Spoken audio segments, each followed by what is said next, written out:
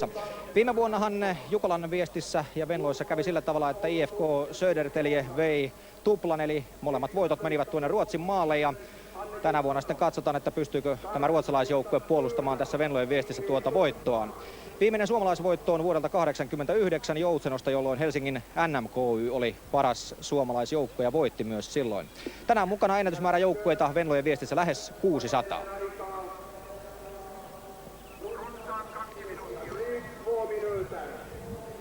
No niin, ja kaikki vennat ovat siellä jo valmiiksi kokoontuneena tuolla männikössä, joka pölisee kuivuuttaan.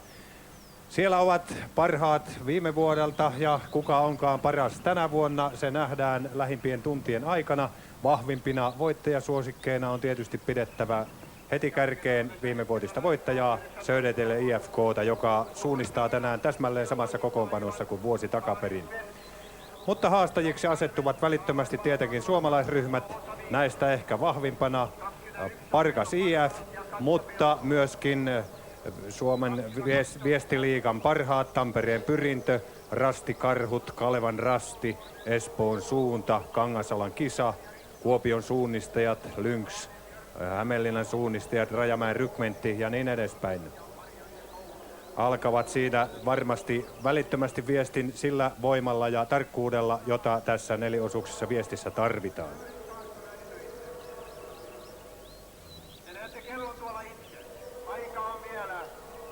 Ja täällä ollaan rohkeasti vaan Venlojen seassa. 2-3-2 Vakkarasti. Millä matkaa? Ei mä tiedä. Kunhan mennään vaan. Katsotaan hyvä suoritus vaan. Entäs 2-3-4 Helsingin poliisivoimailijat? Millä matkaa? Ihan hyvällä mielellä. Miten sä oot valmistautunut? En oikeastaan mitenkään. Ja käsi pysyy hyvin täällä alhaalla vielä. Joo. No niin, vain tuokio enää starttiin. Lähtölaukaus. Se ei olekaan mikään tussahdus tänään, vaan se on ilmatorjuntakanuunan jämäkkä jysähdys. Ja lähtölaukauksen ampuu kilpailujen suojelija, pääesikunnan päällikkö, kenraali Gustav Hägglund. Siinä tytöt ovat valmiina, ote kartasta ja hetkinen vielä lähtöön. Ei aivan vielä pamausta kuulu.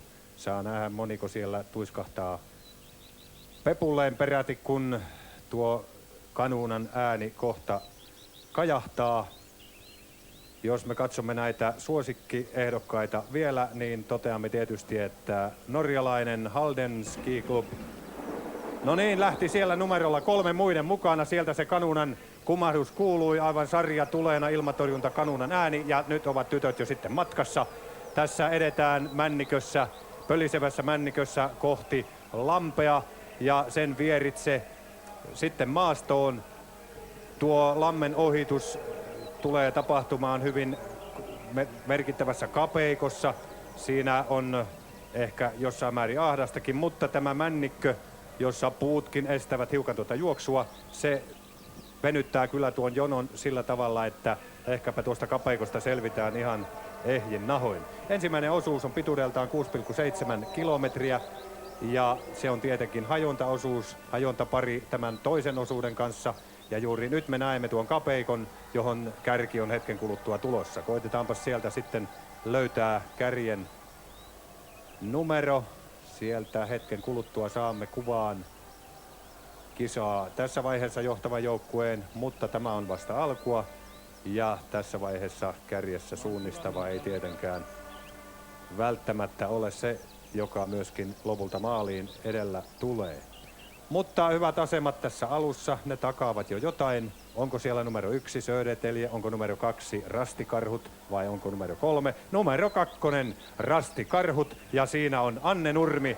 Ja sitten numero 10 UK Tyr, ruotsalaisjoukkue ja niin edespäin ja niin edespäin. Suvista, kaunista suomalaista luontoa ja niin kuin nähdään, mitään vaikeuksia tuon kapeikon ohituksessa ei ole, vaan siitä selvitään täysin joustavasti ja juohevasti maastoon, joka alkaa tämän aukion jälkeen. Siis varsinainen suunnistus täältä niin sanotulta K-paikalta, jonne ensimmäiset suunnistajat ovat juuri ehtimässä. Tuo K-kirjain, se näkyy tuolta ja juuri siinä kohdassa kartassa on niin sanottu lähtökolmio. Ja tästä todellakin alkaa sitten varsinainen ensimmäisen osuuden suunnistus 6,7 kilometriä pitkän radan vaiheisiin. Maasto, jonne tytöt nyt tässä syöksyvät, Se on hyvin tyypillistä etelä-kymenlaaksolaista, laakeita avokallioita, kaiken kaikkiaan hyvin nopeaa maastoa, niin ennustetaan. Ja osuudet, kuten sanottu, ensimmäinen ja toinen osuus 6,7-6,8 kilometriä, kolmas osuus on lyhin, runsaat 5,5 kilometriä ja sitten ankkurit suunnistavat tänä iltana 8,5 kilometriä pitkän osuuden. Rastikarhut, kuten sanottu, siinä oli kärjessä tuossa lähtöviitoituksella. Ja heillä aloitti viestin Anne Nurmi, joka viime vuonna suunnisti rastikarhujen 3. osuudella. Toivotaan rastikarhuille ja kaikille suomalaisjoukkueille mukavaa menestystä tänä kuumana iltapäivänä täällä Virolahden metsissä.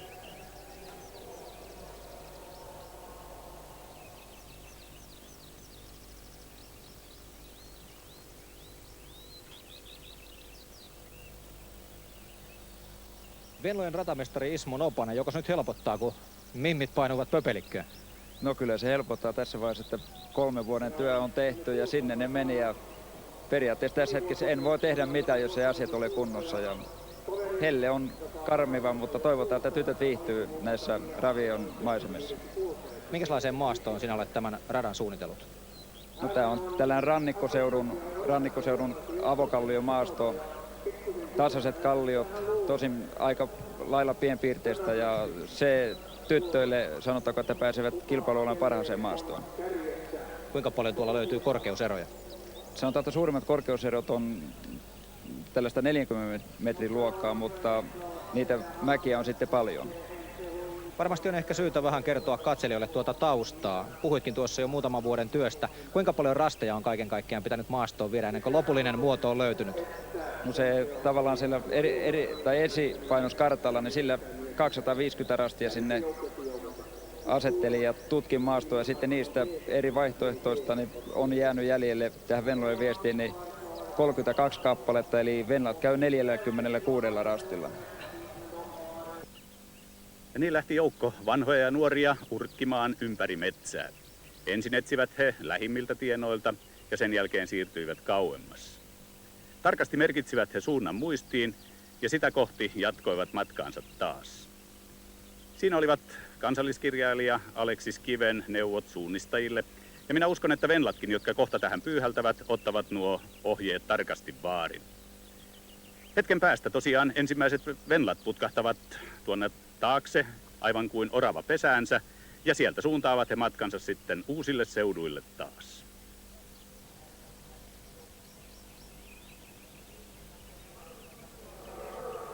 Ja näistä kuvista alkaa hetken kuluttua tapahtua.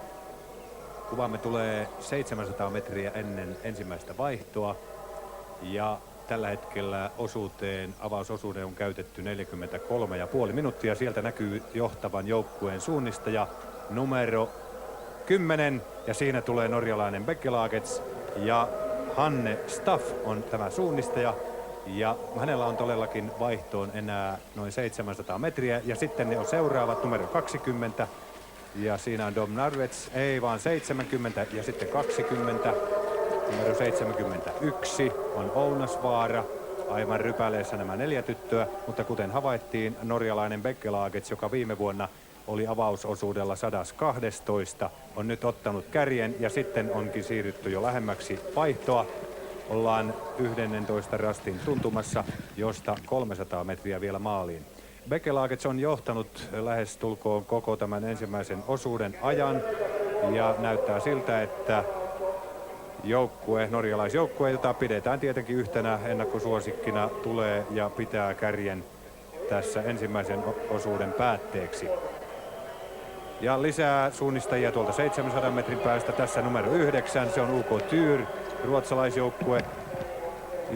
Ja sitten tässä viimeisellä rastilla Bekkelagets ja Hanne Staff, joka siirtyy nyt loppuviitoitukselle.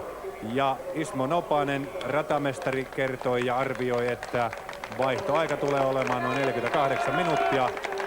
Ja tuohon hetkeen on vielä 3 minuuttia, joten voidaan todeta, että hiukan alle ratamestarin arvioiman ihaneajan tässä mennään.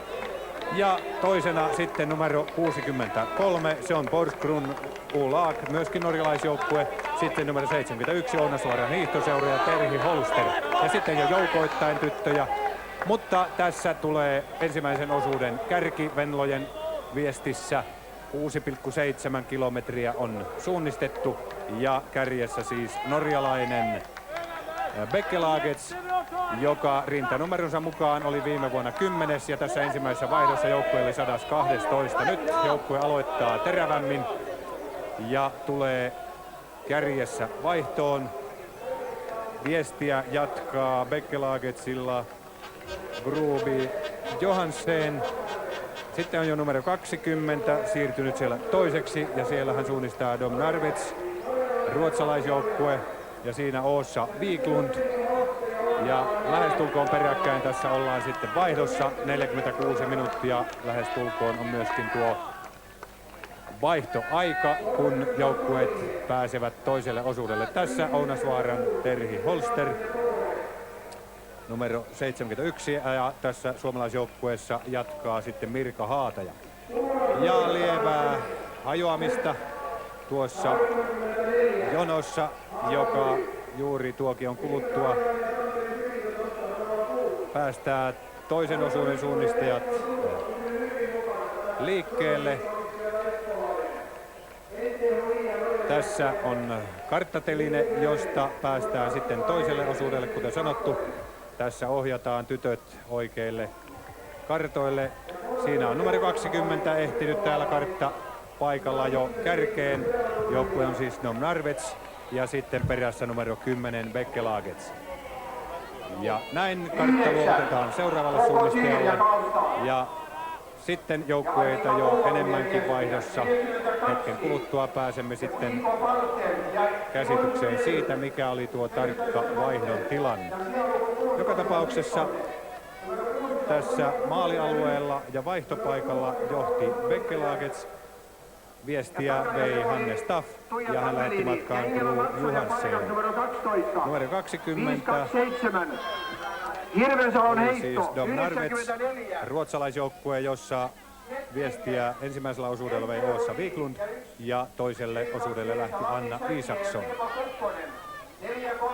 Suomalaista parhaana siinä nähdäksemme vaihtoi Ounasvuoren hiihtoseura, Terhi Holster toi ja Mirka Haataja lähti toiselle osuudelle.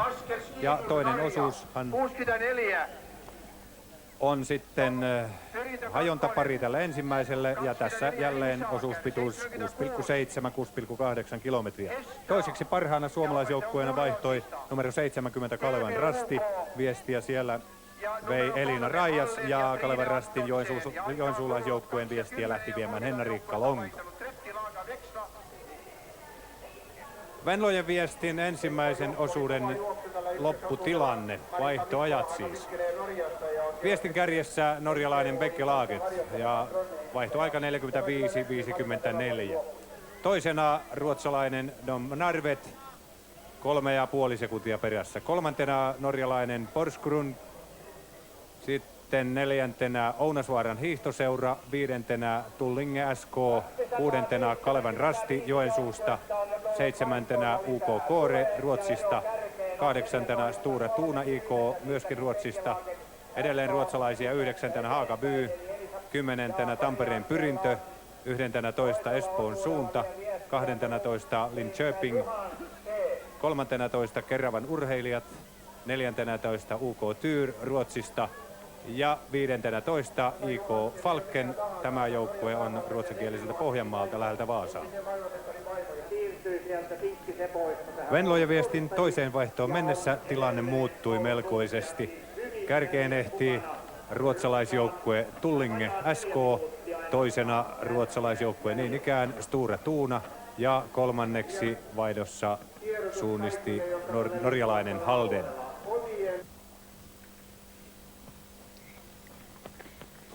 Täällä metsä, jossa odottelemme kolmannen osuuden väliaika Rastille ensimmäisiä kilpailijoita. Siellä jo vilahtikin kilpailija, joka on joukkueesta numero 19, Stora Tuuna IK:sta Ruotsista.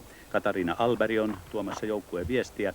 Tämä joukkuehan on kärkipaikoilla ollut pitkin aikaa ja nyt sitten Katariina Alberg on jo tulossa niin, että hän tulee meidän rastipisteellemme. On siellä valmiina leimaamaan. Ja siinä saman tien leimaus ja niin lähtee Katarina Alberg matkaan. Ja nyt me sitten odottelemme seuraavia. Täällähän Kallion kieluisessa maastossa on nähty monenlaisia yrittäjiä ja niitä on kiitämässä edelleen tässä rastipisteen lähettyvillä. Ja tämä kaikki johtuu siitä, että samalla rastilla käyvät vielä edellisenkin osuuden kilpailijat, joten täällä on vielä tuohon pieneen tarkkaan rastipisteeseen tulematta monta kovaa. Ja nyt sieltä sitten lähestyy jälleen rastipisteelle kilpailijoita, mutta nämä ovat kuitenkin edellisen osuuden yrittäjiä vielä. Tässä ei muuta voi sanoa kuin, että eroa on tullut ihan kohtuullisesti ruotsalaisjoukkueen hyväksi. Ja siellä Stora Tuna IK:n Katarina Alberg on mennyt tästä pisteestä. Ja missähän ovat sitten seuraavat? Siellä on odotettavissa kohta uusiakin ja nyt sieltä tulee jälleen aika vauhdikkaasti, mutta onko tässä joukossa jo näitä kärkiryhmään kuuluvia? Näyttää siltä, että on numero 30, joka on Tullinge SK.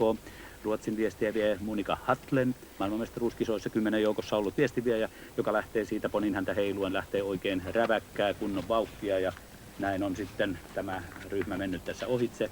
Minuutti 20 sekuntia suurin piirtein oli näiden kahden joukkueen ero ja sitten odotellaan jälleen uutta joukkuetta ja siellä siniasuista vilahteli hetki sitten tälläkin osuudella. Ja se tietäisi sitä, että sieltä olisi tulossa jälleen ruotsalaisjoukkue IFK Södertälje, viime vuoden voittaja. Joukkue, se oli aika kaukana kärjestä pitkän aikaa, mutta nyt joukkueella on viestiä viemässä liehuvatukkainen Arja Hannus, joka on erittäin hyvä suunnistaja, niin hiihtosuunnistaja kuin tavallinen suunnistajakin, jopa maailmanmestari hiihtosuunnistuksessa. Ja nyt meillä täällä on aika ahdasta sitten löytää tuolta monien suunnistajien joukosta niitä, jotka ovat tämän osuuden kilpailijoita. Siellä kakkosia vielä vilahtelee. Meidän kameramme etsii ja soisi löytävänsä ja löytääkin osan näistä, mutta ei aivan kaikkia kärkijoukkueita ehkä ehdi tässä saman tien poimia, kun katsellaan vielä. Siellä pitäisi sinivalkoista kohta olla näkyvissä ja se tietäisi sitä, että silloin olisi tulossa siellä seuraava joukkue. Ero on kuitenkin venähtänyt aika suureksi. Tämä on lähes 3 minuuttia ja vieläkään ei kolmatta joukkuetta ole tässä näkynyt. 2 ensimmäistä joukkuetta on toki mennyt. Siellä ovat menneet Stora Tuna, Tullinge SK ja tieto kertoo, että IFK Södertälje odotellaan myös Oulun suunnistajien Tuija Tammelin. Juniorien maailmanmestaruuskisojen viesti 3 on sellainen suunnistaja, jota tässä lähiaikoina voisi odotella, mutta niin kuin kuva teille hyvin kertoo, niin siellä on vielä aivan koskematonta maastoa tuossa juuri rastipisteen tienoilla ja sitten sinne puhaltaa aikamoinen joukko. Edelleen kakkososuuden kilpailijoita heitä on runsaasti siinä ja hengitys siellä vain sitten kovasti huopuu. Ja siinä lähtee siinä sitten menemään Arja Hannus, joka oli 3.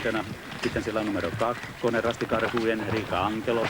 Hän lähtee siinä erittäin tiukkaa tahtia. Sitten numero 16, Oulun suunnistajien Tuija Tammeliin.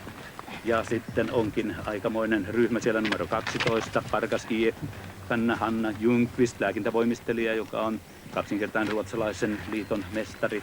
Ja sitten siellä on myös numero 11, menee siinä Satu Mäkitammi, nuorten MM-katsastuksen voittaja Hämeenlinnan suunnistajista, ja Kalevan rasti menee numero 70 rinnassaan siinä.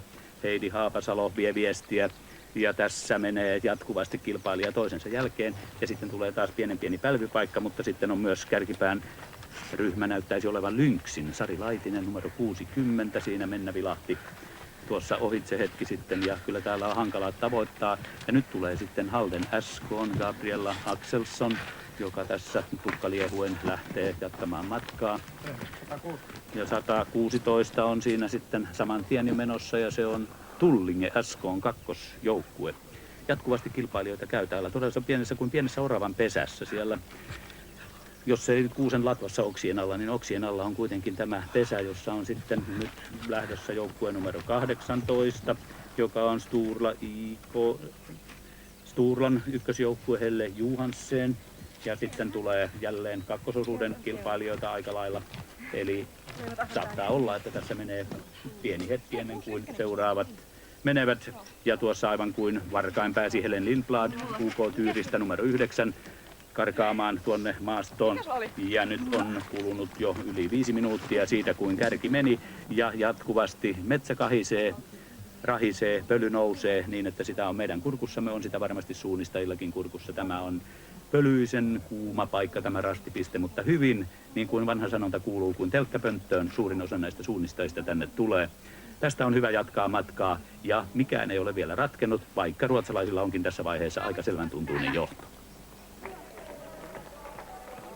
Ja tässä tulee Stora Tuuna, Borlängeläisseura Ruotsista, 3. osuus. Ja Katarina Ahlberg on nostanut seuransa todella upeaan johtoon. Väliajat kertovat, että seuraavat joukkueet, lähimmät seuraavat ovat lähes 3 minuutin päässä. Stora Tuuna, Katarina Ahlberg, keltaasuinen ja numero 19 rinnassaan on tulossa todellakin vaihtoon. Ja tämä Katarina Ahlberg on Ruotsin lähes maajoukkuesuunnistajia eräänlaisessa seurantaryhmässä oleva suunnistaja. Hän lähettää ankkuriosuudelle Anna-Karin Janssonin, joka on Ruotsin B-maajoukkueen naisia. Näin, että Stora Tuunalla kyllä riittää tasoa myös jatkossa. Ja joukkue on nyt vahvasti kiinni 3. Venlojen viestin voitossaan. Nimittäin Stora Tuuna voitti 1982 Joensuussa Venlojen viestin. Ja sitten toisen kerran 1984. Ja jos ihan tarkkoja ollaan, niin Stora Tuunalla on toki 3. voitto ja se on vuodelta 1985 Laitilasta. Ja nyt on siis 4. voitto aivan tuossa haarukassa. Sen sitten selvittää Anna-Karin Jansson ankkurina, joko hän pystyy pitämään joukkueensa keulassa tai sitten ei. Joka tapauksessa lähimmät uhkaajat ovat 3 minuutin päässä ja tässä Katarina Ahlberg on ottamassa karttaa, jonka hän luovuttaa sitten muutama sekunti kuluttua Anna-Karin Janssonille. Ja tässä sitten on seuraava joukkue viimeisellä rastilla. Näin paljon on eroa ensimmäisen ja toisen välillä. Tässä on joukkue, jonka numero on 7 ja ruotsalaisjoukkue Herströmmen on noussut kisassa toiseksi. Viestiä vie Kerstin Haglund. Ja sitten heti perässä numero 70, se on Kalevan Rasti, joka on nostanut osakkeitaan tässä rajusti. Heidi Haapasalo on juossut pirteästi, niin kuin näkyy vieläkin, askel nousee hienosti. Ja onkohan niin, että Haapasalo nostaa joensulaisryhmän vielä toiseksi ennen vaihtoa? Kyllä, näin käy. Haapasalo askel on todella kevyt ja Heeströmmen jää tässä vaiheessa 3. Näin komeasti on Kalevan Rasti nyt toisena. Eroa kärkeen tulee kyllä reippaanlaisesti, ehkä 3 minuuttia vaihtoon mennessä. Joka tapauksessa iloinen yllätys on tämä Kalevan Rastin suoritus. Heidi Haapasalo, numero 70, lähettää ankkuriksi Tarja Silvennoisen, tytön, joka Viitasaaren suunnasta siirtyi Kalevan Rastiin ja on tälläkin hetkellä B-maajoukkueen tyttöjä. Ja Haapasalo tekee tässä nyt eroa Hedströmmeniin numeroon 7, joka siis 3. Ja hetkisen kuluttua, kuten kuvaruutu kertoo, ero kärkeen 2.02 ja Hedströmmenillä pari sekuntia enemmän. Rasti Karhut ja Riikka Antelo. 4. Kalevan Rastin Heidi Haapasalo, upea 3. osuus. Nostit oman joukkueesi peräti kakkossijalle ja parhaaksi suomalaiseksi. Suunnistus meni ilmeisesti hienosti. Joo, ei tullut yhtään ainutta virhettä ja heti ensimmäistä ylämäestä alkaen takoi mielessä, että ei saa tulla yhtään virhettä eikä niitä sitten tullut. No, tässä on nyt painettu aika lailla rajusti alle ratamestarin ihanne aikojen. Mistä se johtuu? No suunnistus oli tosi selkeitä, mutta rasteja on paljon, että ilmeisesti siellä voi tehdä virheitäkin sitten, jos ei ole tarkkana. Onko ollut juoksu helppoa tänään, vaikka on kuumaa ja kuivaa ja pölyistä? Joo, oli tosi helppoa, että välillä tuntuu, että ei ole totta, että täällä mennään näin hiljaa, mutta ilmeisesti siellä mentiin kuitenkin kovaa. Tosi hyvin kulki juoksukin. No, jännitys on varmasti sinullakin kova. Viimeksi vuonna 1989 suomalaisjoukkue on voittanut Venlojen viestin. Tarja Silvennoinen ankkuriosuudella. Luotatko Tarjaan? Pakko on luottaa. Siellä ei muita ole kuin Tarja ja paljon muitakin kovia. Että kyllä Tarja hyvin tulee siellä. Ja ilmeisesti kaiken kaikkiaan Kalevan Rastin suoritus kuitenkin on ollut upea tänään. Kävi kuinka kävi? Kyllä, ei voi muuta sanoa.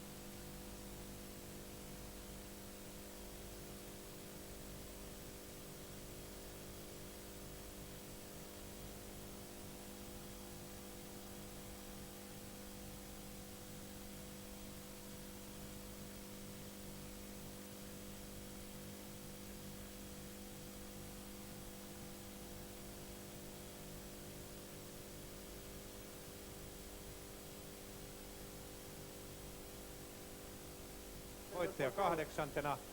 Ja vaanimassa asemassa siinä Oulun suunnistajat 9. NTHI ja Halden norjalaisjoukkueet 11 ja 12. Tampereen Pyrin on kakkosjoukkue edellä 1 tuolla 15. Kangasalan kisa 18. Ja Pargas IF valitettavasti pudonneena sijalle 19. 20. on ruotsalainen Linköping.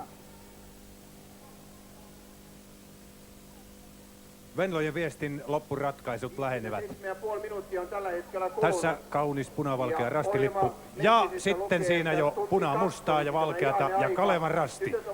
Tarja Silvennoinen johtaa Venlojen Viestiä, kun maaliin on enää 700 metriä. Kalevan rasti on Tarja Silvennoisen upealla suunnistuksella ottanut kärjen tässä Viestissä.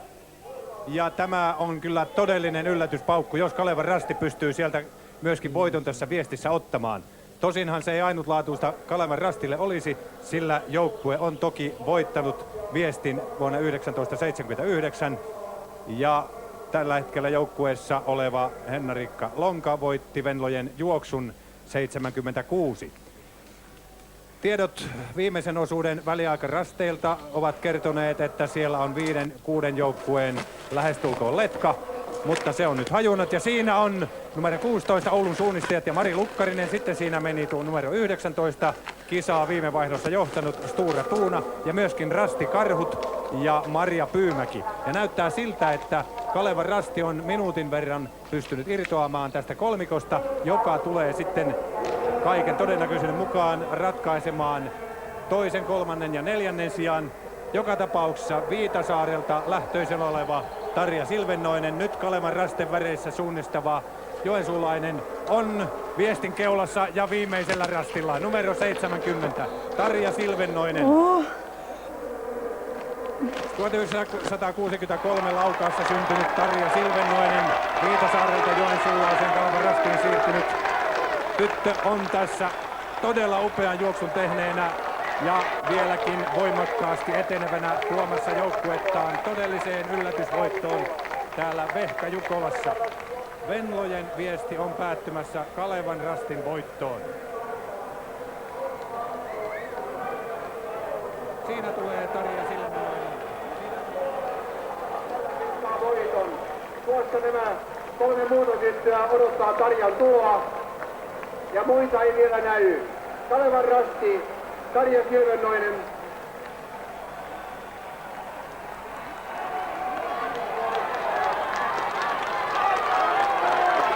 Mutta tässä on Kalevan rastijoukkue. Elina Raijas, Henna-Riikka Lonka, Heidi Haapasalo ja Tarja Silvennoinen. Siinä tämän päivän naisten Venlojen Viestin sankarit. Kalevan rasti voittaa upeasti. 1989 tuli viimeksi voitto Suomeen. Silloin voitti Helsingin NMKY ja vuonna 80 Hiiden kiertäjät.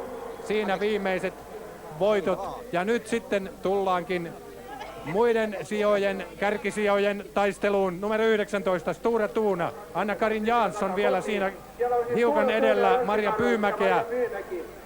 Taistelu on tiukkaa. Näyttää siltä, että keltaisuuden ruotsalainen vie tässä pitemmän korren maaliin vielä muutama metri. Stura Tuuna on edellä niukasti, mutta pysyy edellä Rastikarhuja ja Marja Pyymäkeä. Stura Tuunan joukkue Karin Svensk, Karin Gunnarsson, Katariina Alberi ja Anna-Karin Jansson toisena. Ja sitten porilainen Rastikarhut komeasti 3. joukkueella Anne Nurmi, Pirjo Aalto, Riikka Ankelo ja Marja Pyymäki. Ja tässä pari vuoden takainen nuorten maailmanmestari, Oulun suunnistajien ankkuri Mari Lukkarinen 4. maalissa. Nuoren joukkueen kokoonpano oli tänään Kirsi Honkanen, Mervi Ikonen, Tuija Tammelin ja Mari Lukkarinen. Ja sitten viime vuoden voittaja-ankkuri Katariina Bori on saanut antaa periksi tällä kertaa paremmilleen. 5. sija Söderteljen. Ja Söderteljen joukkue tänään aivan sama kuin vuosi sitten. Anita Seeger, Elisabeth Drotz, Arja Hannus ja tässä Katariina Bori. 5. sija Söderteljelle, eroa kärkeen lähes 1,5 minuuttia. Tuo 1,5 minuuttia on syntynyt jossain tuolla viimeisillä kilometreillä, sillä Södertelje oli samassa letkassa näiden aikaisemmin tulleiden kanssa vielä tuokio sitten maastossa. Näin Venlojen Viesti on ratkenut Kalevan rastin uskomattomaan hienoon voittoon. Kuten sanottu, Kalevan rasti voitti Viestin vuonna 1979 Silloin kisailtiin Lapualla ja Henna-Riikka Lonka oli tämän päivän joukkueesta tuossakin ryhmässä silloin voittamassa viestiä, ja Henna-Riikka Longalla on tämä henkilökohtainen Venlojen juoksun voitto vuodelta 1976. Tämä koko Kalevan Rastin joukkue on managerinsa mukaan enemmän tai vähemmän ammatikseen terveydenhoitoalalla. Elina Raijas vuoden tauon jälkeen taas kuvioissa mukana ja entistä ehompana, perheen kasvatusta siinä välillä. Ja Henna-Riikka Lonka, joka suunnisti pitkään Liedon Parmassa, palannut nyt takaisin kotikonnuille miehensä tunnetun suunnistajan Rauno Asikaisen kanssa. Ja tietysti lapset siinä mukana. Ja Heidi Haapasalo, joka juoksi todella upean kolmannen osuuden. Hän on ensimmäistä vuotta vasta näissä niin sanotuissa yleisissä naisissa, eli D21. Hän on opiskelija ja lääketieteellisessä tiedekunnassa Tampereen yliopistolla. Ja sitten ankkuri Tarja Silvennoinen, ja kuten manageri sanoo, monen vuoden odottelun jälkeen saimme hänet viimeinkin Kalevan Rastiin. Tämä odottelu tarkoittaa sitä, että kun hän on, Tarja Silvennoinen on naimisissa joensuulaisen Jussi Silvennoisen kanssa, niin jo pitkään Tarja Silvennoista yritettiin saada mukaan tuonne Kalevan Rastiin, mutta Viitasaaren suunta piti pitkään pintansa, mutta nyt Tarja Silvennoinen tuli ja tuli suoraan huipulle. Ja nyt sitten on tulossa maaliin 6. OK Hedströmmen numero 7. Eroa kärkeen tulee 4 minuuttia ja ankkuri vihreä-keltaisessa siinä reippaasti ja pirteästi vielä juokseva Maria Eriksson on todellakin maalissa 7. Joukkuehan johti kilpailua vielä viimeisessä vaihdossa, mutta Hedström ja Maria Eriksson on saanut luovuttaa kärkipaikan 5 jo maaliin ehtineelle joukkueelle. Koko joukkue Hedströmmenillä oli tänään Mia Haglund, Katariina Öberg, Kerstin Haglund ja Maria Eriksson. Ja sitten maaliin on tulossa tässä norjalainen NTHI, Norjan teknillisen korkeakoulun joukkue, Hanne Sandstad, Norjan maajoukkueen suunnistaja siinä ankkurina, ja koko joukkue oli tänään Hilde Grönegg, Heidi Arnesen, Turun Fosli ja Hanne Sandstad.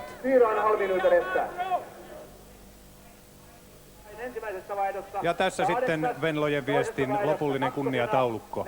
Voittaja Kalevan Rasti, Joensuu, loppuaika 3:12.05. Toinen Sture Tuuna, Ruotsi ja tarkemmin Burlänge, 39 sekuntia hitaampana. Kolmas Rastikarhut Porista, 42 sekuntia voittajasta. 4. Oulun suunnistajat, 55 sekuntia voittajasta. Ja 5. IFK Södertälje, minuutti 33 voittajalle hävinneillä. Sitten seuraavina siinä UK Hedströmmen ruotsalaisjoukkue, NTHI Norjasta, Tulling SK Ruotsista ja saman seuran toinen joukkue 9. 10. oli Halden, norjalaisjoukkue, ja 11. kipusi lopulta Tampereen Pyrinnön ykkösjoukkue vaikeuksien jälkeen. Lynx putosi 12. viimeisellä osuudella, Parkas IF nousi vielä Eija Koskivaaran voimin 14. Ja 20 joukkoon ylsivät vielä suomalaisjoukkueet Tampereen Pyrintö 2 ja Pihkaniskat. Tuija Tammeliin 9. ja Mari Lukkarinen sitten ankkurina 4. maalissa. Ja nyt sitten siirränkin haastatteluun. Voittajajoukkueen ankkuri on haastateltavana. Ja tässä he sitten ovat tämän vuoden Venlojen viestin voittaja Kalevan Rasti Joensuusta ja onnellisia tyttöjä ilman muuta. Elina Raijas, ensimmäinen osuus. Miten se sujui? Kiitos, ihan hyvin. Rauhallisella mielin piti lähteä mettään ja se onnistui. Minkälaista tuo Kymenlaaksolainen maasto tänään oli? No ennakkotiedot oli, että se on hyvää kulkusta ja hyvää näkyväisyyttä ja vauhdikasta ja suht helppoa, mutta sitten onneksi tytöillä oli vähän toista tietoa, eli sain sitten vähän jarruja päälle, että se ei välttämättä sitä todellakaan ole, että siellä vaaditaan myös suunnistustaitoa ja siinä mielessä kans niin rauhallisella mielellä läksin ja se meni ihan mukavasti. Joka tapauksessa varsin kovaa vauhtia siellä on jokaisella osuudella pidetty kuitenkin. Kyllä joo, ja kyllä tuossa lopussa tuntuu, että siellä mennään todella kovaa, että kyllä usko meinasi loppua välillä, että eihän se loppuun jaksakaan, mutta onneksi jaksa. Henna-Riikka Lonka, sinä olit vuonna 1979 Lapualla voittamassa Kalevarastille myöskin Venlojen viestiä. Maistuuko tämä paremmalta? Yhtä hyvältä. Jos vertailet nyt sitten niitä kokemuksia tämänkertaiseen kokemukseen, niin kuinka paljon tuo suunnistus ja maastot ovat muuttuneet siitä? No ei, suunnistus ja maastot. Taso on ehkä koventunut ja nyt silloinhan oli 3 osuuden viesti vielä, että se on vähän se luonne muuttunut siitä. Mutta ei suunnistus siitä mihinkään on muuttunut. Miten sinun oma juoksusi ja suunnistuksesi tänään sujui? Kyllä se meni aika hyvin. Että mä olin kyllä etukäteen ottanut sen huomioon, että Elina voi tulla ihan kärjessä. Ja vaikka ei sieltä väliaikatietoja Elinasta saatu, niin en hätkähtänyt mitenkään ja ihan omasta mielestäni aika hyvin selvisin. Haapasalon Heidi, me tavattiinkin tuossa hetki sitten juuri ja nyt on mukava jo hymyillä. Silloin puhuttiin, että miten tuo Tarja selviää ja selvisi todella komeasti, eikö niin? Joo, selvisi. Ja Tarja sanoi ennen kisaa, että oli keskiviikkona juossut viestiharjoitusta meidän seuran miehien kanssa ja voitti yhdellä pätkällä miehet, että kyllä se hyvin juoksi nyttenkin. Ja Tarja sanoi ennen lähtöä, että älä Heidi tuu ihan käreissä. Se tuli toisena. Kuinka paljon te olette Heidi tämmöistä yhteishenkeä hion, että tämä vaikuttaa aika lupsakalta porukalta? No, meillä on tässä nyt 2 uutta, mutta tavallaan kuitenkin vanhoja tuttuja ja meillä on aina tosi hauskaa yhdessä. Ja ilmeisesti tämän jälkeen vielä hauskempaa. Eiköhän? Silvenoisen Tarja tuli sitten ensimmäisenä tulla maaliin kovan loppurutistuksen jälkeen ja sinä olit kyllä aika poikki maalissa. Mä olin kyllä elämäni väsynein varmasti. Että jalat ei pitänyt enää, että hyvä kun mä maaliin pääsin. Tuossa pitkin matkaa, kun saatiin väliaikatietoja, niin te olitte jatkuvasti lähes yhdessä nipussa siellä ja erot olivat hyvin pieniä. Ja nyt sitten se varmasti aiheuttaa suunnistella aika paljon tämmöistä henkistä painolastia. No en tiedä, mulla se ehkä helpotti. Mä pystyin vähän kyttäämään siinä koko ajan, että mikä tässä on tilanne ja katsoin, että kukaan ei saisi karata tästä letkasta. Kaikki kyllä piti sen niin kasassa, mutta sitten tosiaan toisiksi viimeisellä niin olin jäänyt vähän Marista ja Marjasta ja ne jostain syystä veti oikealle siinä pummasivat sen verran, että mä pääsin karkuun, koska juoksemalla en olisi pystynyt varmaan enää vastaamaan tuossa loppuviitotuksella. Et se oli mun etu. Mitäs mieltä sinä olet tämän päivän vauhdista? Siellä nyt on joutunut varmasti suunnistamaan totta kai, mutta vauhti on ollut hirmu kova. No niin kuin maalissa näkyy, niin mä juoksin kyllä hirvittävän kovaa omasta mielestäni. Milloin se on viimeksi mennyt yhtä kovaa? No keskiviikkona. Se oli silloin miesten kanssa. Se oli miesten kanssa, että hyvinhän se tuo tepsi. Et ilmeisesti miesten kanssa joutuu aina juokseen vähän kovempaa. Joo, kyllä se on, jos perässä meinaa pysyä. Millä tavalla sinä itse henkilökohtaisesti arvostat tätä Venlojen viestin voittoa? No, tää oli mun elämän paras kisa. Kalevan Rastin loppuaika oli 3.12.05 ja ratamestari Mikko Nopanen oli laatinut tilannekaupan.